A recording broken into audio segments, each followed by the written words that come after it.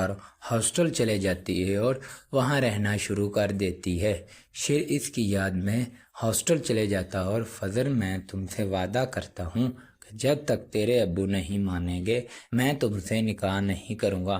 اب شیر ٹھان لیتا ہے کہ فجر کے ابو کو منانا ہے۔ وہ کاکا صاحب کو کال کرتا ہے آپ فوری پارک میں آ جائیں۔ کاکا پارک میں پہنچتا ہے تو شیر کاکا صاحب سے کہتا ہے کہ میں فجر سے شادی کرنا چاہتا ہوں، میں اس کا خیال رکھنا چاہتا ہوں، لیکن فجر کہتی ہے کہ میرے ابو مان نہیں رہے، تب تک میں شادی نہیں کروں گی۔ اس پر کاکا صاحب کہتا ہے کہ اگر تم اپنی زمین دے دو مجھے تو میں تمہاری شادی کروا دوں گا۔ شیر مان جاتا ہے میں آپ کو زمین دینے کے لیے تیار ہوں۔ اسی وقت ملک شہزاد سامنے آ جاتا ہے اور دونوں کی دیکھ لیتا ہے، ان کی تصویریں کھینچ لیتا ہے اور شیر کہتا ہے کہ کاکا صاحب کہ میں آپ کو کاغذ تیار کروا دیتا ہوں۔ کاکا صاحب اجازت لے کر گھر چلے جاتے ہیں اور وہاں راستے میں ملک شہزاد کاکا صاحب سے پوچھتا ہے کہ آپ کہاں گئے تھے؟ کاکا صاحب کہتا ہے کہ میں شیر سے ملنے گیا تھا۔